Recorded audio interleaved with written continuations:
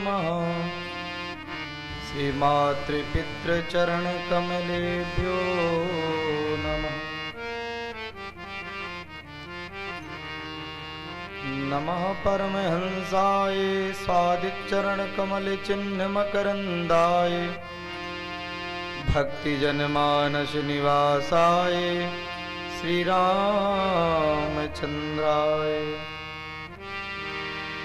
ॐ नमो भगवते वासुदेवाय।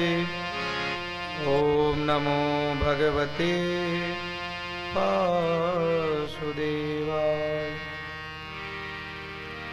ध्येयं सदा परिभवग्नमभीष्टदोहम् तीर्थास्पदं शिवविरिञ्चि नुतं शरण्यम्। भृत्यार्तिहं प्रणतिपाल भवाब्धिपोतम् वन्दे महापुरुष ते चरणारविन्दम्। वंशी विभूषितकरान् नवनीरदाभात् पीताम्बरादरुणबिम्ब फलाधरोष्ठात्। पूर्णेन्दुसुन्दरमुखा दरविन्दनेत्रा। कृष्णात् परं किमपि तत्त्वमहं न जाने। सीतानाथ समारंभा श्रीरामानन्दाय मध्यमा। अस्मदाचार्य पर्यन्तां वन्दे गुरुपरम्पराम्। ध्यानमूलं गुरुमूर्ति पूजामूलं गुरुपदम्। मन्त्रमूलं गुरोर्वाक्यं मोक्षमूलं गुरुकृपा। अतुलितबलधामं हेमशैलाभदेहं दनुजवनकृशानुं ज्ञानिनामग्रगण्यम्। सकलगुणनिधानं वानराणामधीशं रघुपतिप्रियभक्तं वातजातं नमामि।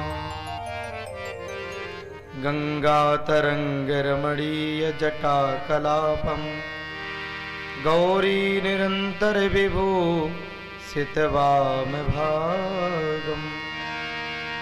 नारायणप्रियमनङ्गमदापहारं वाराणसीपुरपतिं भज विश्वनाथम्। जय जय श्री राधारमण जय जय नवल किशोर। जय गोपी चितचोर प्रभु जय जय माखन चोर। सब द्वारन को छोड़ के आयो तेरे द्वार। हे वृषभानु की लाडली निक मेरी ओर निहार। भक्ति भक्त भगवंत गुरु चतुर नाम वपु एक। तिनके पग वंदन किए नासहि विघ्न अनेक। हे पारथ के सारथी तुमको कोटि प्रणाम। मेरे मन की भी गहो प्रभु अपने हाथ लगा। जिसने अपनी सौंप दी हाथ तिहारे डोर।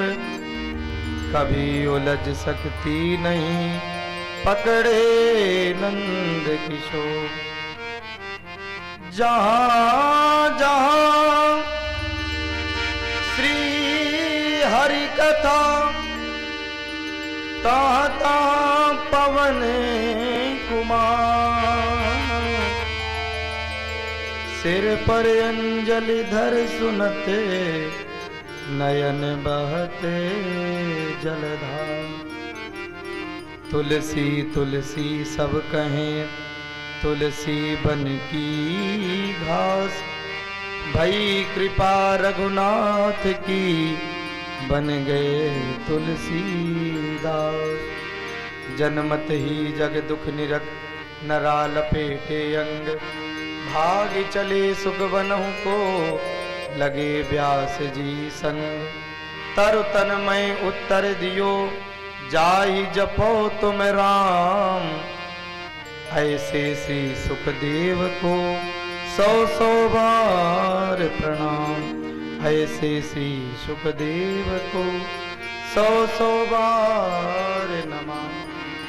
बोलिए सुखदेव भगवान की जय, व्यास भगवान की जय, वृंदावन बिहारी लाल की जय, श्री सीताराम जी महाराज की जय, भागवत भगवान की जय, यज्ञ भगवान की जय, श्री अयोध्या धाम की जय, श्री वृंदावन धाम की जय, सरयू महारानी की जय, गंगा यमुना सरस्वती मैया की जय, संत समाज की जय, भक्त समाज की जय, जय जय श्री राधे। परम मंगल में अकारण करुणा वरुणालय सृष्टि नियंता जगत पिता जगदाधार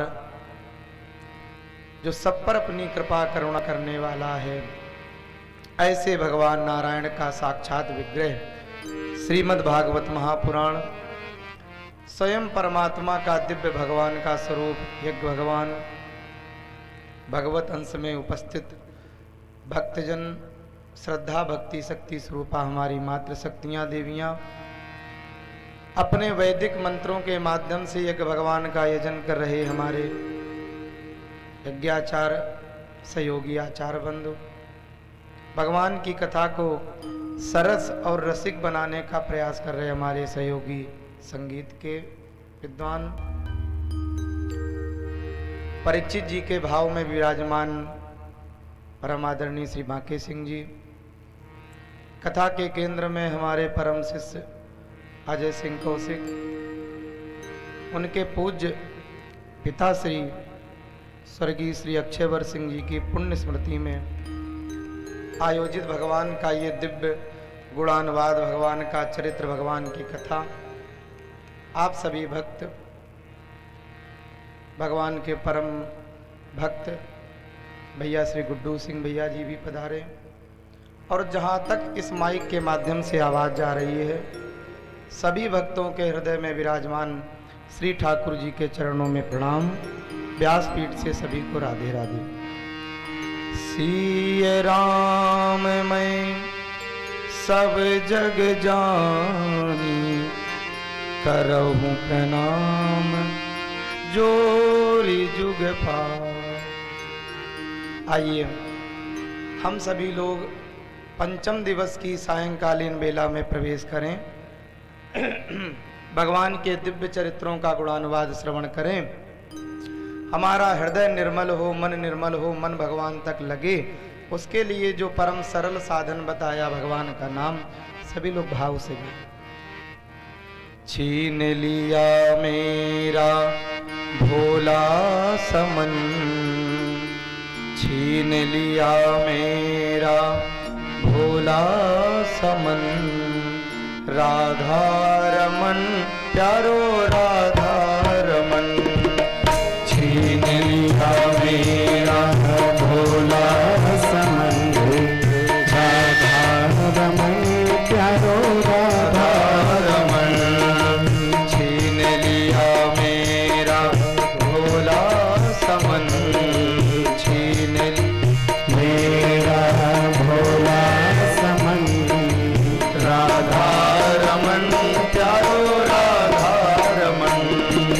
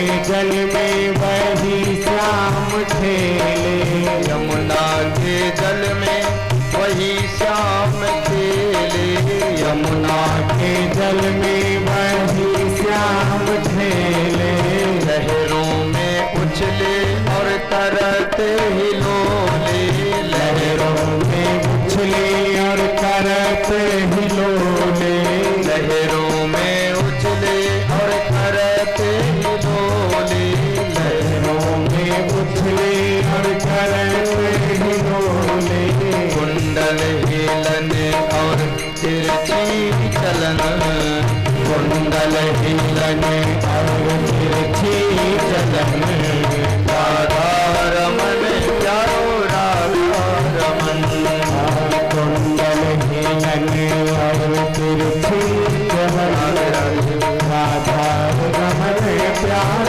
राधा रमन, राधा रमन प्यारो राधा रमन, राधा रमन प्यार राधा रमन, राधा रमन प्यारो राधा रमन, राधा रमन प्यार राधा रमन, छीन लिया मेरा भोला कमल, राधा रमन प्यारो राधा रमन, छीन लिया मेरा भोला समन, मेरा राधा रमन प्यार राधा रमन, हे ठाकुर जय हो।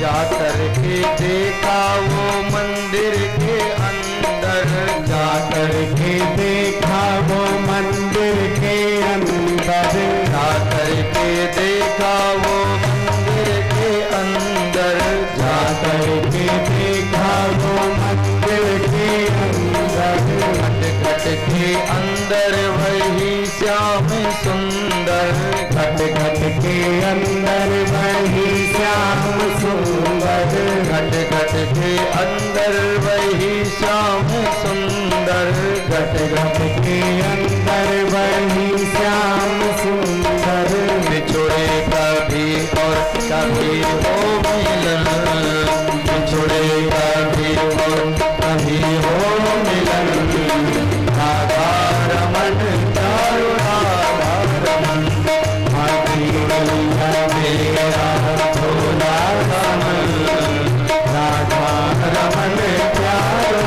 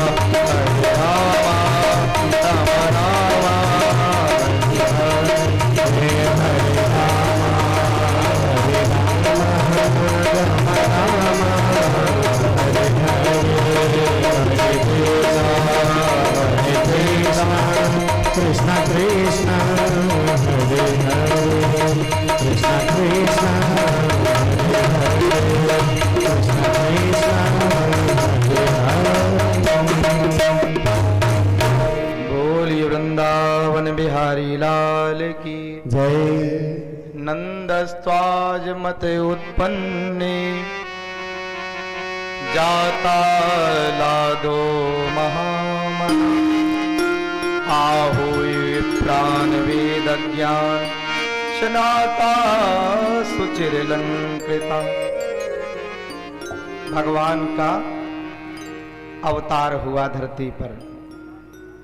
भगवान अवतार क्यों लेते हैं, क्या आवश्यकता पड़ती है प्रभु को, उस परमात्मा को, उस ब्रह्म को सगुण स्वरूप साकार स्वरूप बना करके इस धरती पर आने की?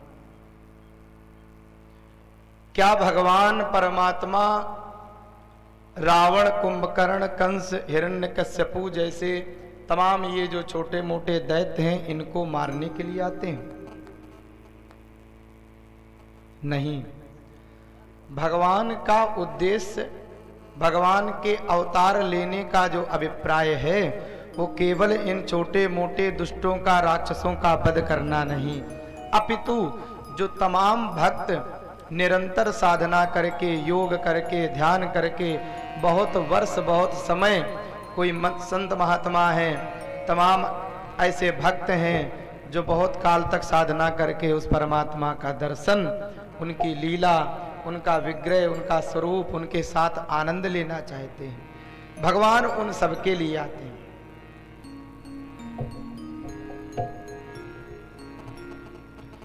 विप्रधेनु सुर संत हित लीन मनुज अवतार। चार प्रमुख कारण शास्त्र में बताए, गोस्वामी जी ने लिखा। प्रमुख चार कारण विप्र, धेनु, गौ, सुर, देवता, संत, महात्मा, चारों के लिए। हम लोग कदाचित मन में सोचें कि क्या केवल भगवान इनके लिए आते हैं तो फिर हम सब क्या बेकार हैं? बेकार नहीं है। हम सबका जो जीवन है, सभी प्राणियों का, मनुष्यों का जो जीवन है ना, चार पुरुषार्थों की प्राप्ति के लिए बना है। कौन? धर्म, अर्थ, काम और मोक्ष। और इन चारों पुरुषार्थों की पूर्ति इन चारों के द्वारा होती है। विप्रधेनु सुर संत ही, तो माने इन चारों के माध्यम से ही हम सबके जीवन के जो चार पुरुषार्थ हैं उनकी पूर्णता होती है, इसलिए भगवान आए। धर्म का प्रतिनिधित्व कौन करता है? ब्राह्मण। धर्म का प्रचार करना, भगवान की कथा का प्रचार करना, भगवान के नाम को बढ़ाना, धर्म का प्रतिनिधित्व ब्राह्मण करता है। तो माने एक पुरुषार्थ की पूर्ति कौन करता है? धर्म माने विप्र। दूसरा धेनु, गौ माता क्या करती हैं? गौ के अंदर, गौ के शरीर में, गैया मैया के शरीर में समस्त देवताओं का निवास है। जो गौ की सेवा करता है, जो गौ पालन करता है, जो गाय माता की पूजा करता, सेवा करता है, उसके जीवन में अर्थ माने धन की कमी नहीं होती। सारे देवताओं ने सभी स्थान ग्रहण कर लिए। कोई सींग में, कोई पीठ पर, कोई स्तनों में, कोई कहीं पर। लक्ष्मी मैया ने देखा सभी जगह सब देवताओं ने अपना अपना स्थान ले लिया, मैं कहाँ जाऊं? भगवान ने कहा, ऐ लक्ष्मी, तुम गौ माता का जो मलमूत्र है ना, जो गोमूत्र है और जो गोबर है, उसमें तुम्हारा निवास होगा। हम लोग जब भी घर में कोई शुभ कार्य करते हैं तो गाय के गोबर से घर को लीपते हैं, है ना? उस गोबर में, गोमूत्र में ही लक्ष्मी का वास है। तो विप्र माने धर्म, धेनु माने अर्थ। इसके बाद में कौन? विप्र, धेनु, सुर। तीसरा नंबर सुर माने देवता। उनके लिए आए। वो क्या करते हैं? काम, कामना के अनुसार हम देवताओं की पूजा करते हैं। हमें किस देवता से क्या चाहिए, तो हर एक देवता कोई न कोई काम की पूर्ति करते हैं। विप्र, धेनु, सुर, धर्म, अर्थ, काम, और अंत में विप्र, धेनु, सुर, संत हित। चौथे नंबर में संत भगवान क्या करते हैं? चौथा पुरुषार्थ कौन है? धर्म, अर्थ, काम और मोक्ष संत ही, सदगुरु ही हमें मोक्ष तक पहुंचाने के माध्यम हैं, जो भव सागर से पार करने वाले हैं। कोई ऐसे संत, कोई सदगुरु, महात्मा गुरु हमें मिल जाएं तो इस जीवन का हमारे कल्याण करें। तो भगवान 4 कारणों से आते हैं। विप्रधेनु सुर संत हित, लीन मनुज अवतार लिया, और परवश नहीं, स्वयं की इच्छा से, निज इच्छा निर्मित तनु माया गुण गोपाल। भगवान किसी के परतंत्र नहीं है, स्वतंत्र है। निज इच्छा, जब उनकी इच्छा होती है, जब मन होता है तो अवतार लेते हैं। अवतार लेने में और जन्म लेने में क्या अंतर है? आप लोग सोचेंगे कि हम लोग भी जन्म लेते हैं, सभी मनुष्यों का, सब जीवों का, सबका जन्म होता है, भगवान का भी हुआ। लेकिन भगवान ने निज इच्छा, अपनी इच्छा से अवतार लिया। हम सबका जन्म होता है। कैसे? हम सब जीवों का, मनुष्यों का जो कर्म है, हमने जीवन में जो कर्म किए, कर्म बंधन में फंस करके मजबूरी बस न चाहते हुए भी जैसे हमारे कर्म रहे, जैसे हमने कार्य किए, उसी के अनुसार हमारा जन्म होता है। और भगवान अपनी इच्छा से जब मन होता है, जब मर्जी होती, तो वो प्रभु अवतार लेते। कैसे? एक कुएं में एक व्यक्ति गिर गया धोखे से, चिल्लाने लगा। बगल में किसी व्यक्ति ने देख लिया कि कोई गिर गया, तो दौड़ करके गया, रस्सी लाया, कुएं के पास एक पेड़ में रस्सी पेड़ में बांधी, कमर में बांधी, और धीरे से नीचे उतर गया बचाने के लिए। तब तक हल्ला हो गया, शोर हो गया गांव में, भैया कोई कुएं में गिर गया, कुएं में गिर गया। तो सारे लोग दौड़े, अगल बगल के लोग, भीड़ इकट्ठा हो गई। लोगों ने झांक करके देखा तो किसी व्यक्ति ने कहा कि अरे भैया, एक नहीं 2 गिरे हैं, 2 लोग हैं नीचे कुएं में, 2 गिरे हैं। किसी बुजुर्ग समझदार व्यक्ति ने कहा नहीं नहीं नहीं, 2 नहीं गिरे हैं, गिरा एक है, एक तो उतरा है। जो गिरा है वो घबराया है, छटपटा रहा है, व्याकुल है, कहीं गिर न जाऊं, मर न जाऊं, कोई बचा ले। और जो स्वयं अपनी इच्छा से उतरा है, वो न घबरा रहा है, न व्याकुल है, न विचलित है, कुछ नहीं है, बड़ी आराम से मालूम है कि मैंने रस्सी बांधी है। तो है दोनों कुएं में, अंतर है, एक गिरा है, एक उतरा है।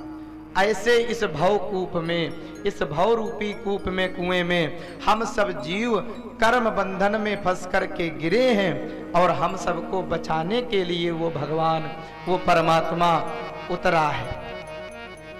निज इच्छा निर्मित तनु माया गुंगो, ऐसे भगवान का अवतार होता है। और यदा यदा ही धर्मस्य ग्लानिर्भवति भारत, अभ्युत्थानमधर्मस्य तदात्मानं सृजाम्यहम्। जब जब अधर्म बढ़ता है, धर्म कमजोर पड़ने लगता है, अत्याचारी अन्यायी लोग बढ़ जाते हैं, भक्तों को, जो भक्त हैं, जो संत हैं, जो ब्राह्मण हैं, इनका जीवन संकट में पड़ने लगता है, तब वो भगवान धर्म रक्षा के लिए भी आता है। जब जब होए धर्म की हानि, जब जब होए धर्म की हानि, बाढ़ असुरे अधम अभिमानी, बाढ़ असुरे अधम अभिमानी, तब तब धरी प्रभु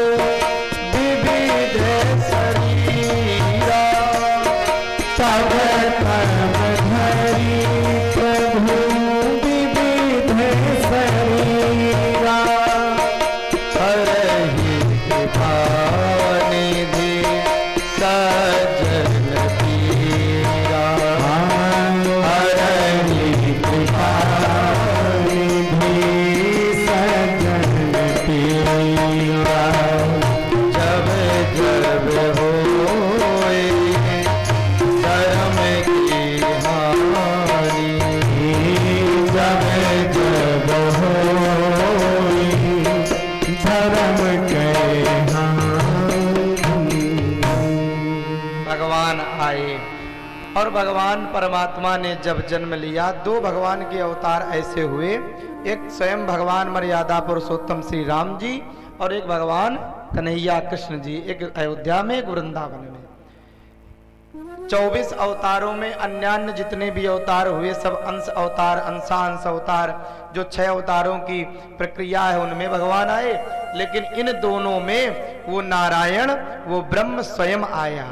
कृष्णस्तु भगवान स्वयं, अंश नहीं, स्वयं अंशी ही आए। नंद बाबा को पता चली, बड़े प्रसन्न हुए। इतने वर्षों मैंने जो पूजा पाठ की, महात्मा लोग, एक बार महात्माओं की मंडली गुजरी,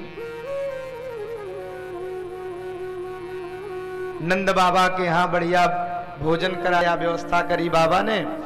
बढ़िया भोजन करके दाढ़ी पे हाथ फेर के, पेट पे हाथ घुमा के महात्मा बोले, नंद बाबा मैं बहुत प्रसन्न हूँ, सुंदर सुंदर मेवा पकवान मिष्ठान भोजन जो तुमने करायो ना, हम सब बड़े प्रसन्न हैं। सबके हृदय से हम सब आशीर्वाद देते हैं, पुत्रवान भव। नंद बाबा ने हाथ जोड़े, बाबा अरे महात्मा, अरे गुरुदेव, ये आप कैसा वरदान दे रहे हैं, आशीर्वाद दे रहे हैं। चौथापन आ गया, 80 वर्ष की आयु हो गई, अभी तक तो हुआ नहीं कोई लाला, कोई लाली, कोई हमारे कोई संतान भाई नहीं, अब क्या होगी। महात्माओं ने कहा चिंता ना करो, आप तो बढ़िया बस जैसा आज भोजन जो रबड़ी बढ़िया घुटाई है, ऐसे रोज रबड़ी घुटाए जाओ, बढ़िया छनाए जाओ, और जब तक आपके संतान ना हो जाएगी तब तक हम सब यहीं मंदिर में बैठ के यमुना किनारे संतान गोपाल को जप करेंगे। तो सारे महात्मा वहीं बैठ के जप करते रहे और नंद बाबा सबकी सेवा करते रहे। महात्माओं की कृपा से, ब्राह्मणों की कृपा से नंद बाबा आज संतानवान हो गए। संत का दर्शन, संत का सानिध्य जीवन में कभी बिगड़ता नहीं है, खाली नहीं जाता है। संत ही हमें भगवंत से मिलाने का माध्यम है। अजामिल का हम लोगों ने चरित्र सुना, बड़ा पापी अधर्मी है, जीवन में कोई धर्म का स्थान नहीं है, और संतों के दर्शन मात्र से ऐसी प्रेरणा मिली, नारायण नाम रखा, और इतना धर्मी पापी होते हुए भी नारायण के नाम से, धोखे से ही भगवान की कृपा को प्राप्त किया। ये संतों का लाभ है। आजकल की व्यवस्था, आजकल की जो मानसिकता है लोगों की इतनी बिगड़ गई है।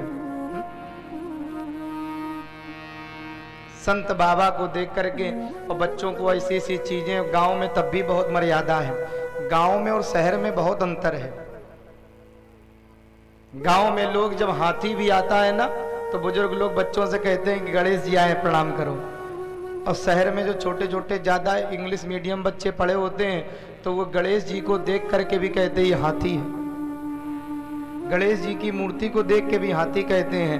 और गांव की मर्यादा है कि स्वयं हाथी को देख करके भी समझाते हैं, बेटा गणेश जी इन्हें प्रणाम करो। संत महात्माओं को देख करके ऐसे ऐसे लोग शहरों में जो ज्यादा वीआईपी कल्चर में ऐसे समझाते हैं, छोटा बच्चा है, दूध नहीं पी रहा है, कोई बात है नहीं समझ रहा है, तो मैया कहती कि जल्दी बेटा दूध पी ले, नहीं तो बाबा आ जाएगा, समझ लेना झोली वाला बाबा आएगा, उठा के ले जाएगा। ऐसे लगता है कि जैसे बाबा सब बच्चे उठाने वाले हैं।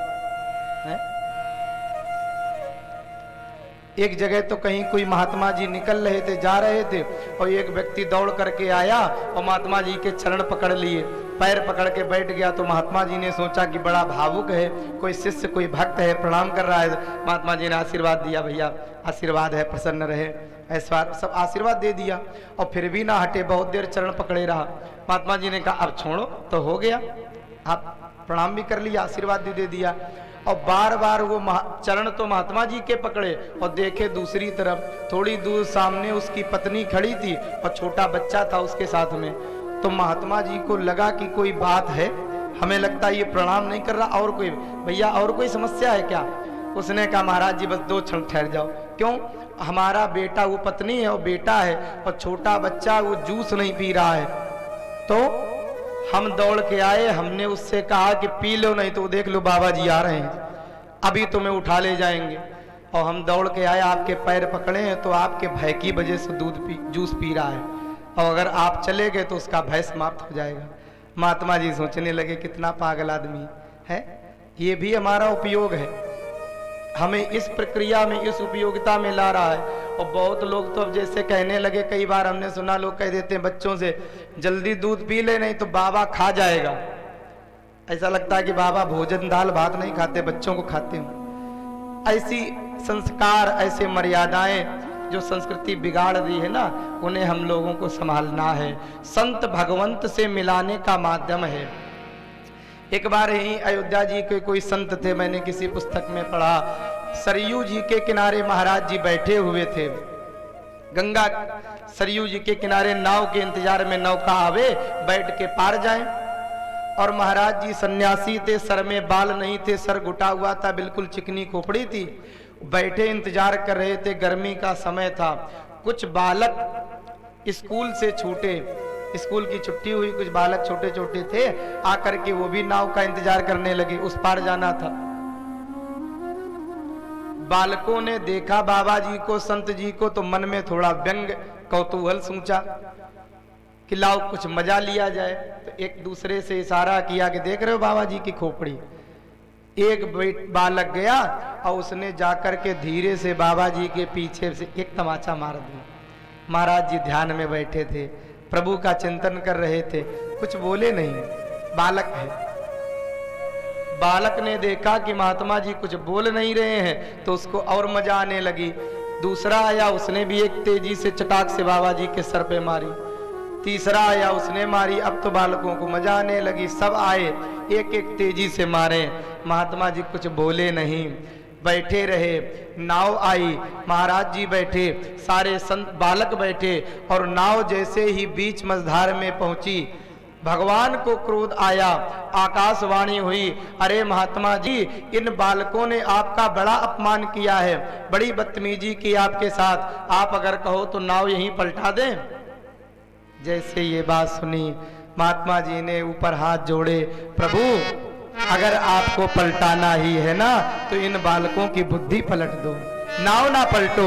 ये देश के होने वाले, भारत के कुछ न कुछ बनने वाले बालक हैं, अज्ञानी हैं, अभी इनको ज्ञान नहीं है, नाव ना पलटो, इनकी बुद्धि पलटो। ऐसे संत होते हैं, तितिक्षवा कारुणिका सुहृदवा साधु भूषणा। सांख्य शास्त्र में कपिल देव भगवान अपनी मैया को समझाते हैं, बताते हैं, माँ अगर हम डायरेक्ट भगवान से ना जुड़ सकें, कदाचित क्योंकि हम संसार में रहते हैं, तमाम काम क्रोध लोभ ऐसी विकार हैं, संसार में रहना है, काम करना है, तो हम डायरेक्ट भगवान से नहीं जुड़ सकते। तो क्या करें? जो पहले से जुड़ा है, जिसकी लगन पहले से लगी है, हम उसके चरण पकड़ लें। बिजली का किसी को करंट लग गया, किसी ने बिजली का तार छू लिया, करंट लग रहा है, और आपको बिजली छूने की जरूरत नहीं, जिसको करंट मार रहा उसी को पकड़ लो, तो वही करंट आपको भी लग जाएगा, है ना। ऐसे ही जो संत महात्मा गुरु सदगुरु जो पहले से निरंतर नाम में, ध्यान में, स्वरूप में अपने भगवान से जुड़े रहते हैं, हम ना जुड़ पाए डायरेक्ट, तो उनके चरण पकड़ लें, वहीं से हमारा मार्ग सुगम हो जाएगा। ऐसा सुंदर भाव भगवान का अवतार हुआ। नंद बाबा ने बड़े दान किए, जात कर्म संस्कार हुआ, पूजन हुआ, संत ब्राह्मणों को बुला करके स्वस्ति वाचन का पाठ कराया। स्वस्तेनम धेनु नाम, तमाम गौएं दान करी बाबा ने, बड़े बड़े तिल के, जौ के, चावल के, चीनी के, ऐसे अनाजों के बड़े बड़े पर्वत जैसे बना करके महाराज जी ने दान किए। दान कलयुग में बड़ा श्रेष्ठतम साधन बताया गया। धर्म के जो 4 चरण हैं, 3 टूट चुके हैं। प्रगट 4 पद धर्म के, कली महा एक प्रधान। 4 पैर है ना। सतयुग त्रेता द्वापर तीनों में एक एक चरण टूट गया, एक बचा है, कौन? प्रगट चार पद धर्म के, कली महा एक प्रधान। क्या है? एन केन विधि दीन है, दान करे कल्याण। कैसे भी हो, मन से बेमन से, भाव को भाव जैसे भी हो, जो दान हम कर देते हैं, चाहे धन का हो, वस्त्र का हो, अन्न का हो, जल का हो, कुछ ना कर सकें, अच्छी वाणी बोल करके ही किसी को प्रसन्न कर दें, है? अब दान का स्वरूप भी बदल गया है। जल्दी जल्दी जो लोग करते नहीं हैं, और करते भी हैं तो तमाम हमारा नाम बोला जाए, इतना नाम बुलवाते हैं कि लोग जाने। दान का स्वरूप ये है कि हम जाने और वो जाने। जिसने दिया, कहते हैं कि दाहिने हाथ से दान करे और बायां हाथ ना जान पाए, इतना गुप्त होना चाहिए। गुप्त दान बड़ा प्रभावी है। लेकिन जब तक हम धर्म से नहीं जुड़ेंगे, तब तक दान करने का हमारे मन में वो भाव भी नहीं बनेगा, वो हमारे मन में श्रद्धा भी नहीं पैदा होगी। एक व्यक्ति का ऐसा कहीं कथा हो रही थी, और उसने विचार किया कि लाओ, पंडित जी ने बताया कि कुछ ना कुछ 7 दिन हो गए, आखिरी दिन कुछ दान कर ही दें। कथा सुनी है, 7वें दिन कुछ ही तभी उसका फल मिले। बहुत सोचा क्या करें, बड़ा कंजूस था, बहुत सोचता रहा। अंत में उसने कोई नोट तो नहीं निकाला, एक सिक्का निकाला 1 रुपया का, लाओ यही कर दे। और घर से सिक्का लेकर के मुट्ठी बांध के हाथ में चला कि आज मैं चढ़ाई दूंगा, दान कर ही दूंगा। बड़ा कंजूस था, बहुत सोचता रहा, और गर्मी का समय था, हाथ मुट्ठी बांधे बहुत देर, जैसे पांडाल में पहुंचा, काफी देर सोचता रहा, दूं कि ना दूं। कभी मुट्ठी जेब में अंदर कर ले, कभी फिर बाहर निकाले, कभी सोचे दे दें, कभी सोचे चला ना जाए। और काफी समय जब बीत गया, लाओ अब दे ही दें। और जैसे उसने मुट्ठी खोली तो बंद मुट्ठी में सिक्के में काफी पसीना जैसा आ गया था, गीली हो गई थी मुट्ठी, हथेली। और जैसे उसने पैसे को देखा, रुपए को देखा, तो कहने लगा, अच्छा तुम हमसे बड़ा प्रेम करते हो, हैं? हमसे दूर हो रहे हो तो रो रहे हो, आंसू आ रहे हैं, अब हम तुम्हें नहीं छोड़ेंगे, चिंता ना करो। और रुपए हथेली में आया था पसीना, कहने लगा, रो रहे हो? इतना ज्यादा कंजूस। किसी गांव में एक व्यक्ति था, उसका था तो बड़ा कंजूस, कभी कोई दान ना करे, कोई पैसा खर्चा ना करे, खर्च करने वाला कोई काम ना करे।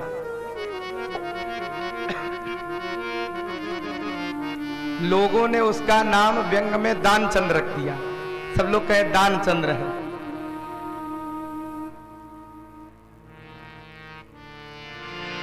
कभी कोई दान ना करे, कोई अच्छा कार्य ना करे।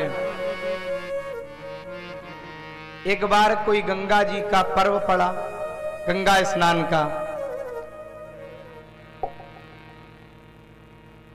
पत्नी ने समझाया कि तूने जीवन भर कुछ दान किया नहीं, कोई पैसा खर्चा किया नहीं, कोई पूजा पाठ यज्ञ कथा भागवत की नहीं, गंगा जी का पर्व है तो कम से कम एक बार उसमें पैसा तो लगना नहीं, ऐसे चले जा। और थोड़ी दूर पे है 10-12 किलोमीटर, अगर ये भी लगे कि सवारी से ना जाना चाहो तो पैदल चले जाओ, गंगा स्नान कराओ, कुछ पुण्य मिल जाए। पुण्य प्राप्त करने का, धर्म प्राप्त करने के कई साधन हैं। भक्त कथा तो है ही, यज्ञ परिक्रमा करने से हमारा पुण्य बढ़ता है, भगवान का मंदिर में विग्रह का दर्शन करने से हमारा पुण्य बढ़ता है। कई ऐसे उपाय हैं जिनसे हम ऐसे ही अपना पुण्य धर्म बढ़ा सकते हैं। तो पत्नी ने कहा कि ऐसे चले जा। तो दानचंद्र ने सोचा, हाँ बात तो ठीक कह रही है, पैसा तो लगना नहीं है, और कोई समस्या है नहीं, कोई वहाँ पूजा पाठ करानी नहीं है, गंगा स्नान में कौन समस्या है, चले जाते हैं। तो बेचारा दानचंद्र 10 किलोमीटर घर से दूर गंगा जी थी, पैदल गया। सवारी से जाएगा तो खर्चा होगा, पैसा खर्चा करता नहीं था, बड़ा कंजूस था। और सोचा क्या करें, ऐसा ना हो गंगा जी में वहां पंडे बहुत रहते हैं, पंडे वाला कोई चक्कर ना आ जाए, ना वो परेशान कर लेंगे। तो दानचंद्र ने क्या किया, घाट पे नहीं गया, मुर्दा घाट पे गया, जहां पे चिता जलती थी, मुर्दा घाट। भगवान को बड़ी हंसी लगी, कितना कंजूस आदमी है। और दानचंद्र ने अपने कपड़े पड़े उतार के रखे और जाकर के जैसे गंगा जी में स्नान करने लगा, भगवान को थोड़ा सा व्यंग सूझा, कौतूहल सूझा कि लाओ जरा इसको छकाएं, एक ऐसा भी भक्त मिला है, कुछ विनोद करें। तो तो जैसे उसने इधर उधर देखा कि यहाँ कोई पंडा का चक्कर नहीं है, केवल गंगा जी में स्नान करें और जल्दी बाहर निकलें। और जैसे उसने नाक बंद करके डुबकी लगाई और भगवान ने व्यंग में प्रकट होकर के पंडा का स्वरूप बना करके वहीं गंगा जी में प्रकट हो गए। और जैसे ये डुबकी लगा के ऊपर निकला, पंडा बोले यजमान की जय हो। और जैसे इसने देखा, आप कौन हो? पंडा भगवान ने कहा कि हम पंडा हैं। दानचंद्र की तो बिल्कुल सांस रुक गई, सूख ऐसा गया, मुर्दा घाट भी नहीं छोड़ा, यहां भी चले आए।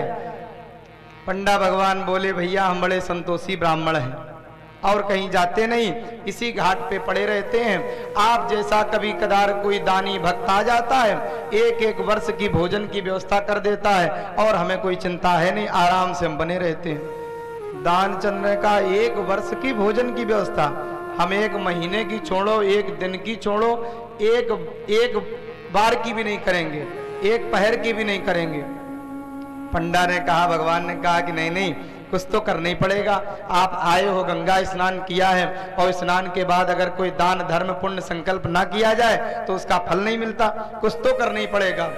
अब दानचंद ने सोचा ये अच्छी आफत, इसीलिए हम कहीं जाते नहीं है, यहां भी आ गया। अच्छा ठीक है, दिया, लेकिन उधार दूंगा, अभी नहीं है, बाद में उधार करता हूं। कितना दोगे? 1 धेला। पहले की समय की बात है, तब 1 धेला चलता था।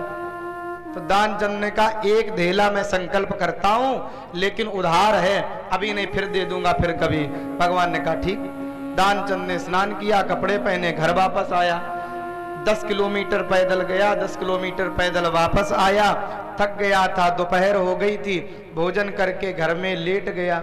सोचा थोड़ा विश्राम कर लूं, और लेटा ही था, आवाज आई, दरवाजे में कुंडी खटखटाई, यजमान की जय हो।